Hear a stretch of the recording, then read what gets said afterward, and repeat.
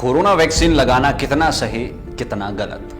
दुनिया में सबसे अधिक वैक्सीन बनाने वाले देशों में शुमार भारत में अब वैक्सीन का अगला चरण 1 मई से शुरू हो रहा है। अभी तक देश में 45 साल व उससे ज्यादा उम्र के लोगों को वैक्सीनेशन दी जा रही थी, लेकिन परिस्थितियों और बिगड़ते हालातों को देखते हुए वैक्सीनेशन कैंपेन में 18 से 44 साल के आयु वर्ग को भी शामिल किया गया है और लोगों में वैक्सीनेशन को लेकर खासा उत्साह देखा जा रहा है। हालांकि इस चरण में एक बड़ा बदलाव किया गया है, क्योंकि इससे पहले 45 साल के ऊपर के लोग टीका केंद्र में जाकर अपनी रजिस्ट्रेशन करवाते थे और अब भी करवाते रहेंगे, लेकिन 18 से 44 साल आयु वर्ग के लोगों को टीका लगवाने के लिए अपना ऑनलाइन रजिस्ट्रेशन करना होगा, जो कि बुधवार शाम 4 बजे से शुरू हो जाएगा। भीड़ इकट्ठी ना हो, इसलिए यह फैसला लिया गया है।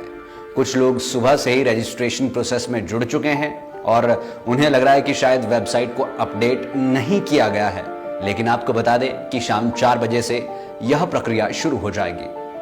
अब आइए जानते हैं कि कहां रजिस्ट्रेशन की जा सकती है और क्या क्या डॉक्यूमेंट्स जरूरी है। भारत के सभी नागरिक 2 तरह से अपना रजिस्ट्रेशन कर सकते हैं, जिसमें एक तरीका है कोविन पोर्टल पर जाकर रजिस्ट्रेशन करने का और दूसरा विकल्प है आरोग्य सेतु ऐप। आइए जानते हैं कि कैसे कोविन पोर्टल पर रजिस्ट्रेशन की जा सकती है, क्योंकि आरोग्य सेतु ऐप पर भी कुछ उसी तरीके से रजिस्ट्रेशन होगी।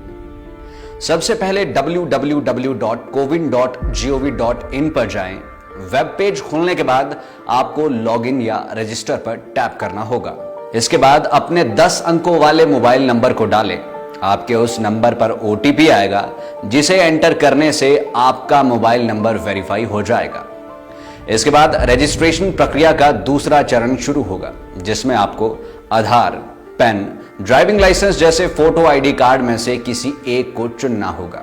आपको अपना नाम, जन्म तिथि, जेंडर जैसे कुछ बेसिक डिटेल्स भी भरने होंगे। इसके बाद आपको एक पेज दिखेगा, जिस पर आप अधिकतम 4 और लोगों को उसी मोबाइल नंबर से जोड़ सकते हैं। उसके बाद जैसे ही आप अपने क्षेत्र का पिन कोड डालेंगे, आपके सामने वैक्सीनेशन सेंटरों की लिस्ट खुल जाएगी। उसमें से आप अपने पसंदीदा सेंटर को चुन ले। आपको वैक्सीनेशन डेट और टाइमिंग की जानकारी मिल जाएगी। अब जिनके पास आरोग्य सेतु ऐप है, वो कैसे रजिस्टर करें? आरोग्य सेतु ऐप को खोलने के बाद आपको कोविन का डैशबोर्ड दिखेगा। वहां पर क्लिक करें। उसके बाद पूरा वही प्रोसेस होगा जो हमने आपको कोविन प्लेटफॉर्म का बताया है। उम्मीद है कि रजिस्ट्रेशन प्रक्रिया आपको समझ आ गई होगी, लेकिन बहुत से लोगों को मालूम नहीं है कि क्या कोरोना वैक्सीनेशन फ्री में मिल रही है या इसके लिए कोई कीमत चुकानी होगी। याद रहे कि ज्यादातर राज्य सरकारों ने 18 साल से 45 साल की उम्र तक के लोगों के लिए मुफ्त टीके का ऐलान कर रखा है। इसीलिए सरकारी केंद्रों में तो आपको यह मुफ्त में लग जाएगी, लेकिन प्राइवेट अस्पतालों में लगवाने पर आपको जेब ढीली करनी पड़ेगी। फिलहाल निजी कोविड-19 टीकाकरण केंद्र सरकार से टीकों की खुराकें लेकर 250 रुपए प्रति खुराक के हिसाब से लोगों को दे रही है।